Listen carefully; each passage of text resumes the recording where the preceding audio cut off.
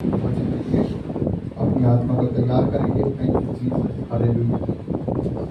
आइए हम सभी अपनी आत्मा को धन्यवाद मेरे महान सामर्थी खुदा पवित्र आत्मा जी, हम अपनी आत्मा को प्रभु यीशु तेरे हाथों में सौंपते और तुझसे प्रार्थना करते स्वर्गीय बाप, आज जितना वचन हम आपकी पवित्र आत्मा जी के द्वारा सुनने जा रहे हैं, पवित्र आत्मा जी हम अपने मनों को तैयार करते हैं, हम अपनी आत्मा को तैयार करते हैं और होने दे पवित्र आत्मा जी तेरा वचन हमारे जीवनों में प्रभु यीशु कार्य करे। हर वो अंधकार की ताकत जो प्रभु इस वचन को चुराना चाहती, प्रभु तेरी पवित्र आत्मा जी के द्वारा प्रभु चले और नाश हो जाए और तेरा वचन हमारे हृदय के अंदर कार्य करे। आए मेरे खुदा हमसे बात कर, अपनी पवित्र आत्मा के खुदा पर जीवन कर हम मांगते हैं खुदा यीशु के नाम से। सब कर बोले आगे हालेलुया, हालेलुया। आइए हम सभी परमेश्वर के वचन को सुनने के लिए अपनी बाइबल को खोलेंगे। मत्ती रचित सुसमाचार, मत्ती रचित सुसमाचार और उसका 24 अध्याय। मत्ती रचित सुसमाचार और उसका 24 अध्याय। इसको पीछे पकड़ा देता, इसको पीछे पकड़ा देता।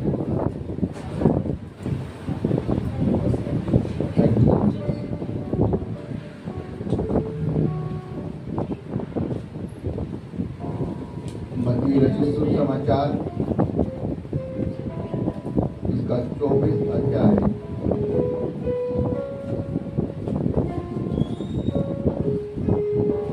उसका 36 से 39 तक।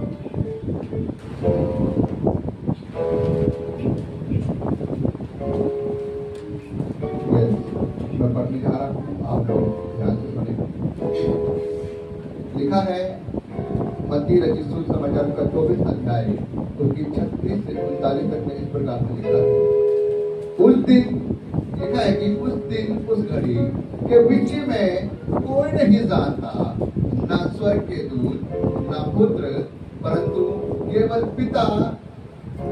जैसे नूह के दिनों में थे, वैसे ही मनुष्य के पुत्र के आने के दिन भी होंगे। क्योंकि जैसे जल पड़ने से पहले दिनों में जिस दिन तक नूह जहाज पर ना चढ़ गया, उस दिन तक लोग घाटे पीते थे और उनमें विवाह होते थे, और जब तक जल पर में आकर उन्हें बहाना ले गया, तब तक उनको कुछ भी ना मालूम पड़ा। वैसे ही मनुष्य के पुत्र के दिन भी होंगे, वैसे ही मनुष्य के पुत्र के दिन भी होंगे। उस दिन 2 जन खेत में होंगे, एक ले लिया जाएगा और एक छोड़ दिया जाएगा। सब जन बोले आमीन। बाइबल इस प्रकार से कहती है, प्रभु यीशु मसीह का वचन हमसे अंत के दिनों के बारे में बात करता है और बाइबल इस प्रकार से कहती है, लिखा है कि उस दिन जब प्रभु यीशु मसीह के आने की घड़ी होगी, उसके विषय में किसी को नहीं पता, क्योंकि बाइबल बताती है कि अगर किसी मालिक को पता होता कि उसके घर में चोर किस समय आएगा, तो वो अपने घर में चोरी ना होने देता, वो जागता रहता, वो पहरा देता रहता, वो ऐसा कोई समय ना आने देता कि उसके घर में चोरी। इसीलिए लिखा है कि उस दिन और उस घड़ी के विषय में कोई नहीं जानता, ना तो स्वर्गदूत जानते हैं और ना पुत्र प्रभु यीशु मसीह खुद नहीं जानता कि मेरा किस दिन न्याय करना जाना होगा। हालेलुया। लिखा है ना स्वर्गदूत जानते हैं, ना पुत्र जानता है, ना लोग जानते हैं, ना कोई भविष्यद्वक्ता जानता है। अगर कोई आपको कहे कि देखो यीशु मसीह आ रहा है, यीशु मसीह आने वाला है, वो आ चुका है, वो देखो मैंने उसे वहां देखा है, यहाँ देखा है, उधर देखा है, इधर देखा है, उस चर्च में देखा है, विश्वास मत मानो। हालेलुया। क्योंकि प्रभु यीशु मसीह का वचन क्या कहता है? प्रभु का वचन कहता है, जिस प्रकार आकाश से बिजली एक छोर से चमकती हुई दूसरी छोर तक जाती है, उसी प्रकार से मनुष्य के पुत्र का भी आना होगा। हालेलुया। बाइबल बताती है जब वो स्वर्ग लोक में गया अपने चेलों को आज्ञा देकर, तो एक एक आंख ने उसके स्वर्गदूतों ने, जो उसके स्वर्गदूत थे, वो खड़े होकर देख रहे कि यीशु हमारे साथ बातें करके और हमें आज्ञा देकर ऊपर जा रहा है। तभी स्वर्गदूत वहां पर आए और कह रहे, हे गलीली पुरुषों, तुम मुझे क्या आकाश की ओर ताक रहे हो? तुम क्या आकाश की ओर ताक रहे हो? यही यीशु जो तुम्हारे सामने से उठाया गया है, जिस प्रकार से तुमने इसको जाते हुए देखा है, एक दिन फिर लोग उसे अपनी आंखों से आते हुए देखेंगे। हालेलुया। और देखा है जिस दिन उसे आते हुए देखेंगे उस दिन बहुत सारे लोग क्या करेंगे, छातियों को पीटेंगे। हालेलुया। उस दिन बहुत सारे लोग छाती को पीटेंगे, बहुत सारे लोग रोएंगे, बहुत सारे लोग बुलाएंगे। क्यों? क्योंकि वो घड़ी आ पहुंची है, वो समय आ पहुंचा है जब आप लोगों का क्या होगा, न्याय होगा। हालेलुया। उनके कामों से, उनके कर्मों से, उनके स्वभाव से, उनकी बातों के द्वारा, उनके स्वभाव के द्वारा, उनके लेखे के द्वारा उनका न्याय होगा। इसलिए परमेश्वर का वचन बताता है उस घड़ी के बारे में कोई नहीं जानता, ना तो पुत्र जानता है, ना उस घड़ी के बारे में स्वर्गदूत जानते हैं। लेकिन लिखा है जैसे नूह के दिन थे वैसे ही मनुष्य के पुत्र के भी दिन आने वाले होंगे। बाइबल इस प्रकार से बताती है नूह को परमेश्वर ने नूह को देखा और पूरी पृथ्वी के ऊपर देखा कि एक नूह ही एक ऐसा व्यक्ति है जो परमेश्वर का भय मानता है, उसकी आज्ञा पर चलता है। बाकी सब के सब क्या थे, पाप में लगे पड़े। कोई व्यभिचार में लगा पड़ा है, कोई नशे में लगा पड़ा है, कोई चुगली में लगा पड़ा है, कोई हेरा फेरी में लगा पड़ा है, कोई गलत काम करने में लगा पड़ा है, कोई फोन में लगा पड़ा है, कोई किसी काम में लगा पड़ा है, कोई शॉपिंग करने में लगा पड़ा है, बहुत सारी चीजों में लगे पड़े लोग। और परमेश्वर ने जब दृष्टि लगाकर देखी, उसने कहा नूह मैं पृथ्वी पर इंसान को बनाकर बहुत ज्यादा पछता रहा हूँ, क्योंकि इनमें से कोई ऐसा नहीं है जो मेरे मन का चाहा हुआ व्यक्ति हो। हालेलुया। परमेश्वर कहता है कि मैं पछता रहा हूँ मनुष्य को बनाकर, मैं रोता हूँ मनुष्य को बनाकर, क्योंकि इनके मन मुझसे दूर है और ये सब क्या है, ये पाप से भरे हुए लोग हैं। तब परमेश्वर क्या कहता है, नूह को पता है नूह ने परमेश्वर से प्रार्थना नहीं करी, नूह ने परमेश्वर को नहीं बुलाया कि प्रभु आप मेरे पास आए, लेकिन परमेश्वर खुद, बाइबल में इस प्रकार लिखा है, परमेश्वर खुद नूह के पास जाता है, नूह मैं पूरी पृथ्वी को नाश करने वाला हूँ, अब इसलिए तू क्या कर, एक जहाज बना ताकि उसके द्वारा मैं क्या कर सकूं, मैं तुझे और तेरी फैमिली को बचा सकूं। हालेलुया। परमेश्वर ने कहा मैं तुझे और तेरी फैमिली को बचा सकूं, और जो भी तेरे साथ में इस नाव के अंदर सवार हो जाएगा वो बचाया जाएगा। हालेलुया। आपको पता है नूह ने पूरी जिंदगी लगा दी अपने उस जहाज को बनाने में, पूरी जिंदगी लगा दी उस जहाज को बनाने में। उसके लड़के 3 लड़के थे उसके हाथ में, पूरी जिंदगी वो भी लगे रहे पूरी सड़ी धूप में उसके साथ, और लोग हंस रहे हैं उसके ऊपर, और वो एक ही प्रचार कर रहा है। 100 साल उसने ये प्रचार किया, भाइयों जल प्रलय आने वाली है, बड़ी बाढ़ आने वाली है, आकाश के झरोखे खुलने वाले हैं, परमेश्वर आने वाला है, वो अपनी आग, वो अपने पानी को भेजने वाला है, समुद्र खुल जाएगा, आसमान खुल जाएगा, 40 दिन और 40 रात बारिश आने वाली है। लोग कह रहे हैं पागल हो गया, सड़ी धूप पड़ रही है, कहां से बारिश आने वाली है? वो कह रहा है भाई साहब अपने बुरे कामों को छोड़ दे, आप बुरे कामों को छोड़ दे, अपने स्वभाव को छोड़ दे, अपनी बुराई को छोड़ दे, अपने मन को बदल ले और मेरे साथ जहाज में सवार हो जाए। लेकिन आपको पता है 100 साल में एक आत्मा नहीं बदल पाया वो, एक आत्मा को नहीं बचा पाया वो, एक भी लोग, एक भी व्यक्ति का, एक भी भाई का, एक भी बहन का मन नहीं बदल पाया, वो नहीं लेकर आ पाया उन्हें जहाज में। लेकिन बाइबल इस प्रकार से बताती है जिस दिन जहाज पूरा बनकर तैयार हो गया, परमेश्वर ने कहा नूह अब मैं क्या करने वाला हूँ, अब मैं विपत्ति को लाने वाला हूँ, इसलिए क्या कर जहाज के अंदर आज ही सवार हो जा। हालेलुया। वो कहता है कि आज ही सवार हो जा जहाज। और जैसे ही नूह सवार होता है जहाज के अंदर, अपने लड़कों को लेकर, अपनी वाइफ को लेकर, उनकी 3 वाइफ होती है ना, उनके लड़के 3 होते हैं, उनकी तीनों की वाइफ होती है, उनको लेकर 8 जने होते हैं। उन 8 को जैसे ही वो जहाज के अंदर सवार होते हैं, दरवाजा अंदर से नहीं बंद होता, जहाज का दरवाजा परमेश्वर बाहर से बंद करता है। पता है क्यों बाहर से बंद करता है? कहीं ऐसा ना हो जब जल भरने आए तो नूह लोगों को तड़पते हुए देखे और नूह का मन भराए, और नूह क्या करते, दरवाजे को खोल कर बोले आओ मेरे भाइयों आ जाओ। इसलिए परमेश्वर ने बाहर से बंद किया कि अब मौका निकल चुका है। हालेलुया। अब मौका खत्म हो चुका है। अब जब प्रलय आ चुकी है, अब समय नहीं रहा मन फिराने का, अब समय नहीं रहा कि तुम जहाज के अंदर सवार हो जाओ। इसलिए मेरे भाइयों बहनों, जब आकाश के झरोखे खुल गए, जब वो नाव पानी में से उठने लगी, जब हल्का सा हल्का पहले लोगों के घुटनों तक आया, फिर लोगों की कमर तक आया, फिर लोगों के सर तक आया, फिर छत तक आया, फिर पहाड़ों तक आया, फिर पहाड़ों के ऊपर बहने लगा, जब सब कुछ तबाह हो गया, तब लोगों के पास मौका नहीं था। कितने लोग मेरी बात को समझ पाते? यहाँ पर परमेश्वर के वचन में लिखा है, जैसे नूह के दिनों में वैसे ही मनुष्य के पुत्र के दिन में भी होगा। अब भी लोग, खुदा के दास लोग, अब भी पास्टर लोग सुना रहे हैं, भैया विश्वास करो, उस समय वो नाव थी, लेकिन इस समय नाव नहीं, इस समय प्रभु यीशु मसीह है। जो नाव पे नहीं चढ़ा, वो अब कम से कम यीशु पर चढ़ जाओ, वो कम से कम यीशु पर विश्वास कर लो, वो उसके ऊपर विश्वास करके अपनी बुराइयों को छोड़ दो, अपने पापों को छोड़ दो, चुगली करना छोड़ दो, फोन देखना छोड़ दो, बुराइयां करना छोड़ दो, निंदा करना छोड़ दो, नशा करना छोड़ दो। अभी भी समय है, बाद में समय निकल जाएगा। हालेलुया।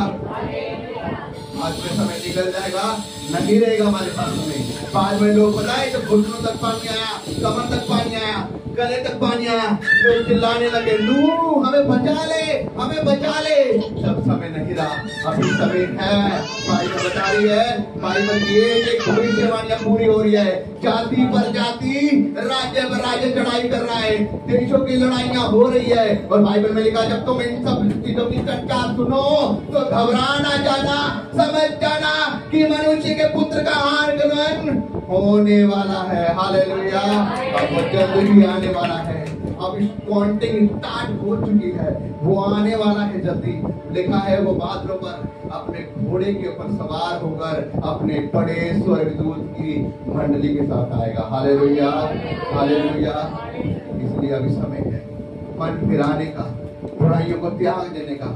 जिस समय लोगों के गले तक पानी आ गया ना, और वो चिल्ला रहे थे, नूह हमें बचा ले, उस समय भी लोग बोलेंगे, जब मनुष्य के पुत्र को आते हुए देखेंगे चोर के समान, तब वो छाती पीटेंगे और बोलेंगे हमें माफ कर दे। फिर वो समय नहीं रहेगा, वो समय निकल चुकेगा। इसलिए समय है अभी, मनों को फिरा लो, छोड़ दो बुराइयां, छोड़ दो चुगली करने, छोड़ दो मूर्ति पूजन करने, छोड़ दो वो वैर भाव, छोड़ दो वो सारी अश्लीलता, छोड़ दो वो सारी बुराइयां जो तुम्हारे मनों में है। इसके अनुसार परमेश्वर आपको नहीं लेगा। बाइबल कहती है, परमेश्वर उन्हीं को स्वर्ग के राज्य में ले जाएगा जो उसके वचन को सुनते हैं और उस वचन को सुनकर थरथराते हैं, जो उस वचन का पालन करते हैं, जिनके मन परमेश्वर की ओर लगे हुए हैं। लिखा है, कई लोग ऐसे हैं जो होठों से तो मेरा आदर करते हैं, लेकिन उनके मन मुझसे दूर है। वो एतबार वाले लोग हैं, वो जो खाली जय मसीह की जय मसीह करने वाले लोग हैं। लेकिन परमेश्वर कह रहा है, मैं उन्हीं से प्यार करता हूँ, मैं उन्हीं की ओर देखता हूँ, मेरी दृष्टि उन्हीं की ओर लगी हुई है जो मेरे वचन को अपने हृदय में रखते हुए अपने जीवन को व्यतीत करते हैं, जिनको ये भाता है कि हमारे पिता को क्या पसंद है, हमारे पिता की क्या आज्ञा है, वो क्या मेरे जीवन से चाहता है, वो क्या मेरे जीवन से नहीं चाहता। जो इस चीज को समझते हुए अपने जीवन को चलाता है, परमेश्वर कहता है मैं उन्हीं की ओर देख रहा हूँ। हालेलुया।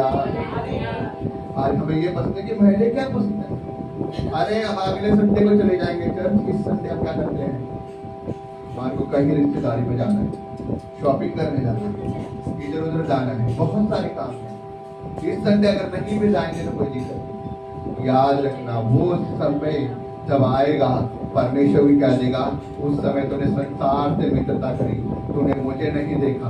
आज लोगों को अपने घर प्यारे हैं ज्यादा, रिश्तेदार प्यारे हैं, कौन ज्यादा प्यारे हैं, उनको इतना समय नहीं है कि वो परमेश्वर से प्रार्थना कर ले। बाइबल में लिखा है, अपने दशमांश को दे। ओनली फॉर दशमांश पैसों का नहीं होता, दशमांश समय का भी होता है, दशमांश हर चीज का होता है। परमेश्वर कहता है कि जब तूने दूसरे के साथ भलाई करी, जब तूने दूसरे के साथ क्या करा, मेल जोल रखा, तूने परमेश्वर के साथ करा। क्या हम देते हैं? क्या हम देते हैं समय का अपना दशमांश परमेश्वर को? क्या हम देते हैं अपनी कमाइयों का दशमांश? क्या हम देते हैं जो हमको राशन मिलता है उसका दशमांश देते हैं जो परमेश्वर आपको देता है सरकार की तरफ से? हालेलुया। लेकिन हमारा को क्या है? हमारा अपना ही घर भरा रहे, हमारे अपने खर्चे खजाने रहे। आपको पता है बाइबल में आज आप पूरी जिंदगी क्या कर रहे हो? आप लगे पड़े हो कमाना कमाना कमाना कमाना। बाइबल इस प्रकार से कहती है एक मनुष्य था और उसने अपनी फसल उगाई और उसकी फसल में इतनी कमाई हुई, इतनी बरकतें आई, इतनी उसकी कमाई होगी, इतनी उसकी फसल होगी। उसने पता अपने मन से क्या कहा? ये मेरे मन है, अब तो तेरे पास दबा कर फसल है, अब क्या कर, इस फसल को इकट्ठी कर ले, अब तो कोई टेंशन नहीं है, कई सालों तक बैठकर खाएंगे और मौज करेंगे, अब कोई टेंशन नहीं, इसलिए खा पियो और मौज कर। वहां पर एक बात लिखी है, हे मूर्ख इंसान, आज ही तेरा प्राण तुझसे ले लिया जाएगा। और वो जो उसकी फसल थी ना, जो उसने गेहूं इकट्ठे किए थे, जो उसने जो भी सब्जियां उगाई थी, वो सब पड़ी की पड़ी रहेगी। क्या आप भी ऐसा चाहते हैं कि ऐसा हो जाए? क्या आप भी ये चाहते हैं कि हमारी कमाइयों को दूसरे खाएं? क्या आप भी ये चाहते हैं कि आपका घर है उसमें घुर्रा लग जाए? क्या आप भी चाहते हैं कि परमेश्वर का मुख आपकी ओर से फिर जाए? परमेश्वर का वचन कहता है, जो मेरा भय मानते हैं, मेरी आज्ञाओं के अनुसार करते हैं, वो मेरे दिल के अंदर रहते हैं। हालेलुया। परमेश्वर का वचन इस प्रकार कहता है, अगर हम प्रकाशित वाक्य उसका 19 उसकी 11 आयत को पढ़े तो परमेश्वर का वचन हमसे क्या कहता है, सुनेंगे।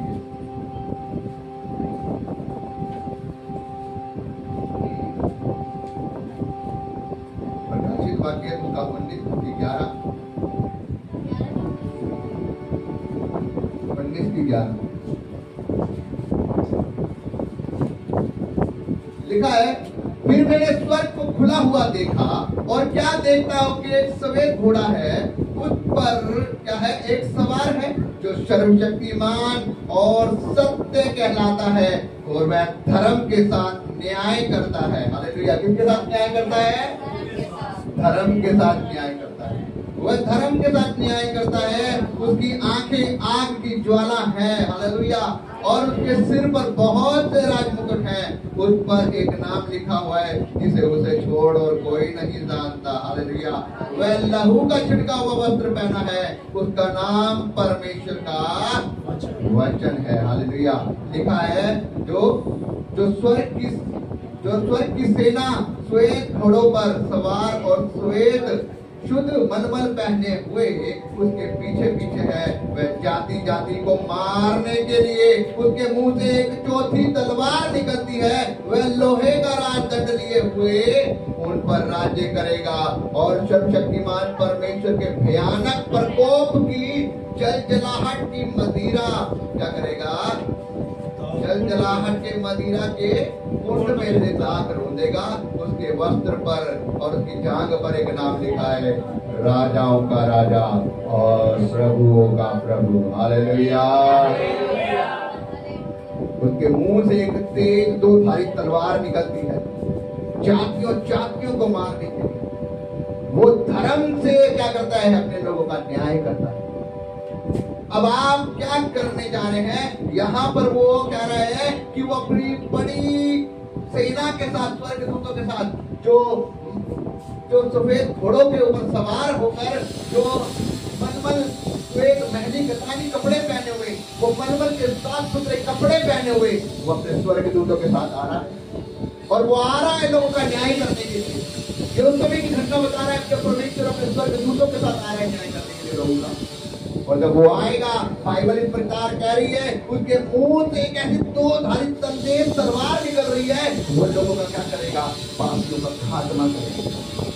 और बाइबल में आपको पता है एक ऐसी बात लिखी, ऐसा वर्ड लिखा बहुत से ऐसे हैं, जब तक मनुष्य का पुत्र ना आ जाए, ये अपने प्राणों को ना खोएंगे, ये उसे अपनी आंखों से देखेंगे और जीवन का स्वाद चखेंगे। हालेलुया।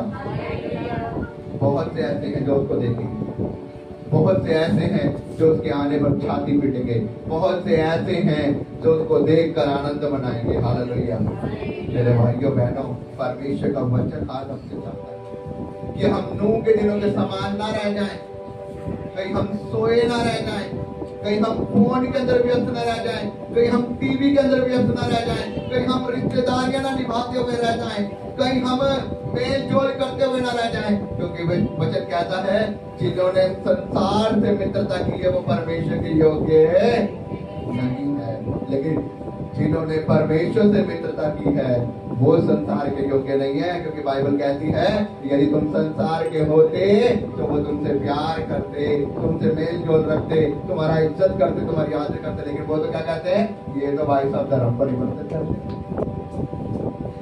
ये तो ईसाई बना देते हैं, ये तो धर्म परिवर्तन कर देते हैं, ये तो माइंड वॉश कर देते हैं। लेकिन परमेश्वर का वचन क्या कहता है, जिन्होंने मेरी ओर निगाहें लगाई, जो मुझसे प्रेम करते हैं वो मेरी बातों से प्रेम करते हैं, हालेलुया, और मैं उनकी ओर हूं, हालेलुया। एक आयत और पढ़ेंगे, लिखा है 22 की 12 से 15 में, लिखा है देख मैं शीघ्र ही आने वाला हूं। क्या कह रहा है परमेश्वर, लिखा है देख मैं शीघ्र आने वाला हूं, इसलिए नूह के दिनों के समान ना रहे, जाग जाए। लिखा है जागते रहो और प्रार्थना करते रहो ताकि तुम परीक्षाओं में ना पड़ो। ऐसा समय ना आ जाए जब तुम्हारे ऊपर दिक्कतें आ जाए, ऐसा समय ना आ जाए जब तुम्हारे ऊपर परेशानी आ जाए, ऐसा समय ना हो कि तुम सोए के सोए रह जाओ। सोए के सोने का मतलब परमेश्वर मैंने सुबह भी बताया था, ये नहीं कह रहा परमेश्वर की तुम रात को ना, परमेश्वर कह रहा है कि जागते रहो प्रार्थना करते रहो ताकि तुमको परीक्षा ना पड़े। मतलब कि तुम सोए ना रहो, तुम टीवी में व्यस्त ना रहो, तुम फोन में व्यस्त ना रहो, तुम रिश्तेदारी में व्यस्त ना रहो, तुम शॉपिंग में व्यस्त ना रहो, तुम इधर उधर के कामों में व्यस्त ना रहो, तुम खाली पैसा कमाने में व्यस्त ना रहो, तुम जागते रहो और प्रार्थना करते रहो ताकि तुम परीक्षा में ना पढ़ो। जब तुम उन परीक्षाओं में पढ़ोगे तुम्हारी प्रार्थनाएं तुम्हें उन परीक्षाओं से बाहर निकाल लेगी। हालेलुया।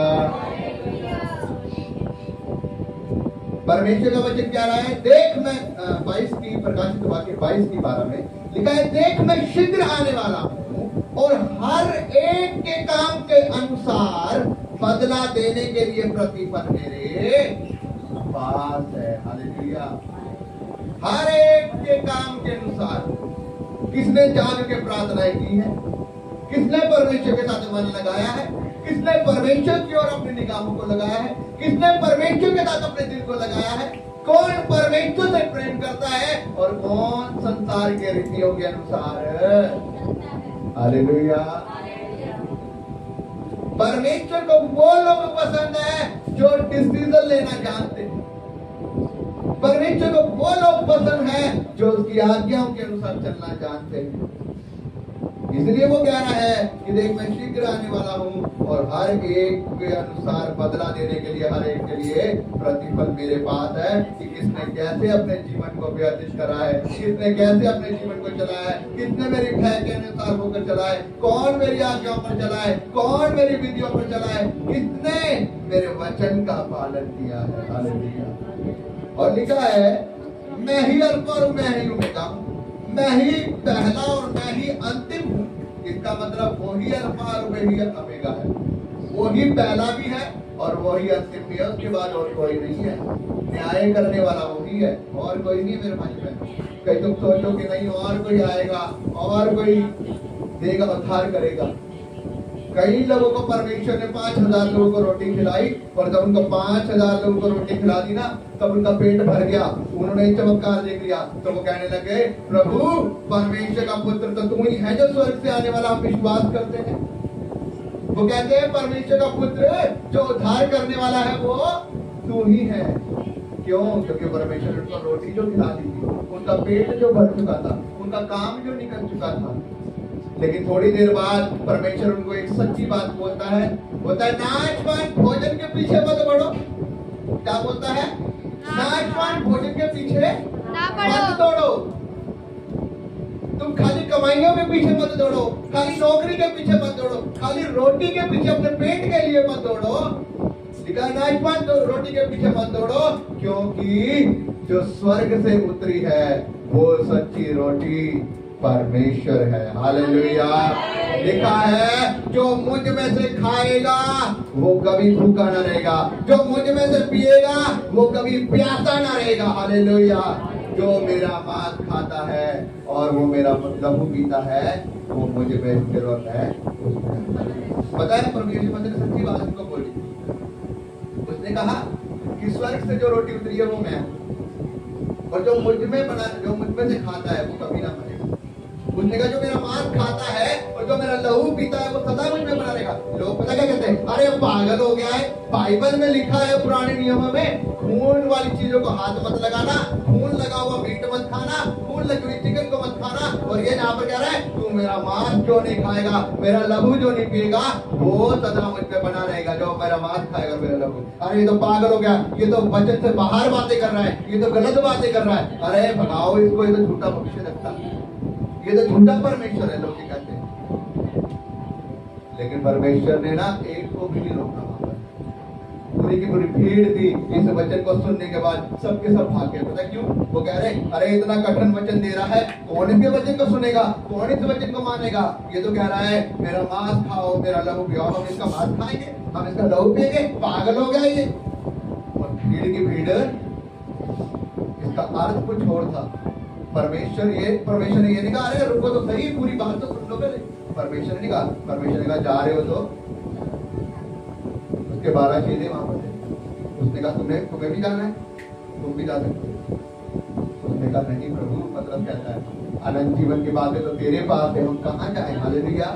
अनंत जीवन की बातें तो तेरे पास है, हम किधर जाएं। हमें पता है कि जो स्वर्ग से सच्ची रोटी उतरी है, जो स्वर्ग से सच्चा परमेश्वर उतरा है वो तू ही है। हालेलुया। आपको पता है प्रभु यीशु मसीह जो मांस और लहू के बारे में कह रहे थे वो प्रभु भोज के बारे में कह रहे थे। हालेलुया। आपको पता है बाइबल में लिखी, जब उसने रोटी ली उसको तोड़कर अपने शिष्य को देते हुए कहा, क्या कहा उसने? तुम सब इसे लो और खाओ, ये मेरा शरीर है। हालेलुया। क्या उसने मांस तोड़ के दिया था? मांस तोड़ के दिया? उसने रोटी ली, उसे तोड़ी और अपने चेलों को देते हुए कहा तुम सब इसे लो और खाओ, ये मेरा शरीर है जो तुम सबों के लिए तोड़वाया गया।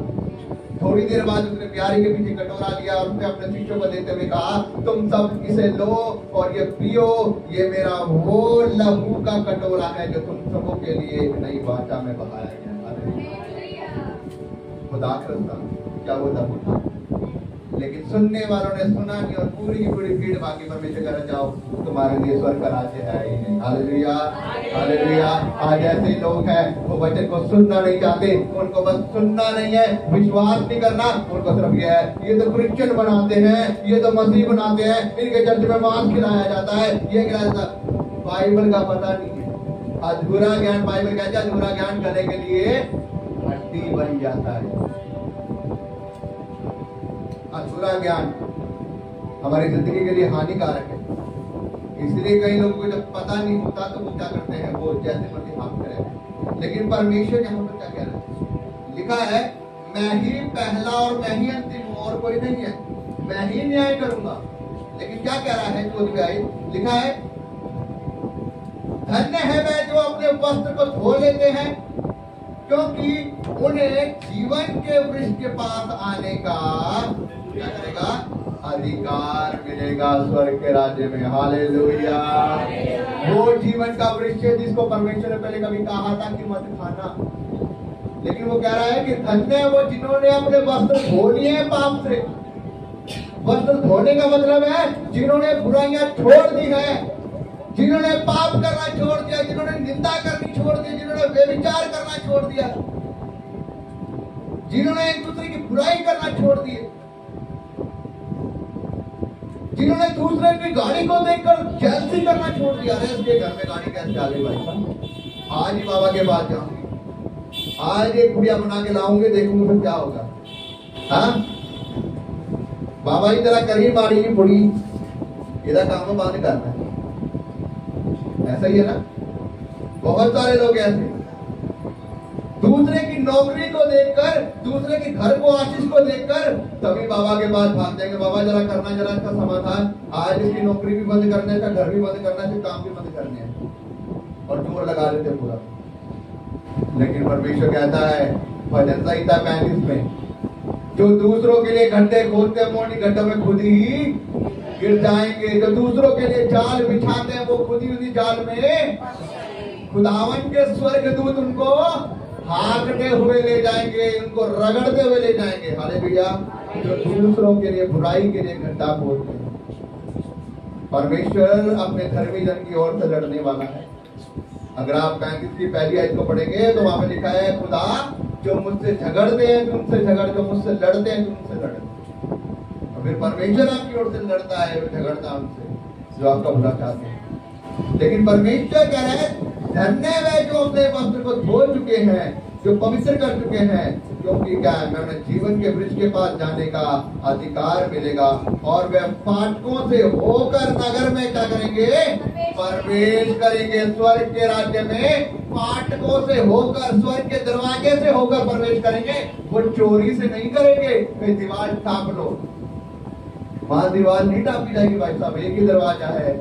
और प्रभु यीशु नाम से बुराइयों को छोड़ के, अपने पापों को छोड़ के, पापों से तौबा करके, प्रभु के नाम में अपना जीवन देकर ही वहां पर प्रवेश कर पाओगे। हालेलुया। कितने लोगों को मेरी बात समझ में आ पा रही है? क्या लिखा आगे 15 में? पर कुत्ते, क्या कह रहा परमेश्वर? पर कुत्ते और टोना करने वाले और व्यभिचारी और हत्यारे और मूर्ति पूजक और हर प्रकार के झूठ का चाहने वाला और गढ़ने वाला बाहर ही रह जाएगा। हालेलुया। वो लोग बाहर ही रह जाएंगे जो कुत्ते हैं। कुत्ते का मतलब है वो लोग जो परमेश्वर की आज्ञा के अनुसार नहीं चलते, जो चल के फिर क्या करते हैं, टेढ़े हो जाते हैं, जो बुराइयों में रहते हैं, जो वचन में काट कूट करते हैं, जो परमेश्वर के वचन को टेढ़ा करते हैं, टेढ़ा करके फैलाते और कहते हैं कि मैं ही असली प्रभु, मेरे पीछे आ जाओ, आज ही जादू टोना करूंगा, देखो अभी चंगाई करके दिखा दो। परमेश्वर कह रहा है, पर कुत्ते और जो क्या है, जो जादू टोना करने वाले हैं, जो व्यभिचार करने वाले हैं, जो हत्यारे हैं, जो मूर्ति पूजक हैं, जो झूठ के चाहने वाले हैं और गढ़ने वाले हैं, वो लोग बाहर ही जाएंगे, वो स्वर्ग के राज्य में प्रवेश नहीं करेंगे। और वो चिल्लाएंगे, हे प्रभु, वो नूह के दिन आगे हैं, प्रभु हम पर दया कर दे, अब तो तू आ चुका है, हमें माफ कर दे। लेकिन नूह के दिनों की तरह फिर नहीं मौका मिलेगा। इसलिए परमेश्वर कह रहा है, जिस प्रकार नूह के दिनों में हुआ था, परमेश्वर का आना तुरंत ही हो जाएगा। लोग सो रहे होंगे, लोग पार्टियां बना रहे होंगे, लोग फोन देख रहे होंगे, लोग डिस्को में गए होंगे, क्लबों में गए होंगे, रिश्तेदारी में गए होंगे, शादियों में गए होंगे। क्या होगा, परमेश्वर आ जाएगा और उस समय मौका नहीं रहेगा। फिर लोग कहेंगे, प्रभु माफ कर दे, माफ कर दे, माफ कर दे, फिर माफी नहीं मिलने वाली। हालेलुया। मुझे जरूरत है मेरे भाइयों बहनों, ये समय है, ये घड़ी है, अभी प्रार्थना करने का समय है, अभी घुटने टेकने का समय है, अभी अपने वस्त्र धो लेने का, पवित्र कर लेने का समय है, अभी समय है पापों से मन फिराने का, अभी समय है तौबा करने का, अभी समय है घुटने टेक कर अपने कमरे के अंदर चले जाओ, कोठरी में चले जाओ और प्रार्थना करो। लिखा है, जब तुम पर विपत्ति आएगी तो तुम बचाए जाओगे विपत्ति के द्वारा। हालेलुया। और विपत्तियों से बचाए जाओगे। इसलिए मेरे भाइयों बहनों, जरूरत है परमेश्वर के साथ सही तरीके से चलने की। कामों में व्यस्त मत रह जाना, कमाइयों में व्यस्त मत रह जाना, रिश्तेदारियों में भी व्यस्त मत रह जाना। अगर जो रिश्तेदारियों में, कामों में, संसार के लोगों में व्यस्त रह गया, वो परमेश्वर के योग्य नहीं रहेगा। समय आज से निकल जाएगा। इसलिए समय है परमेश्वर के साथ मन लगाने का। मैं विश्वास करता हूं ये वचन आप समझ चुके हैं। परमेश्वर के वचन के पढ़े और सुने जाने पर आज परमेश्वर का धन्यवाद। आइए हम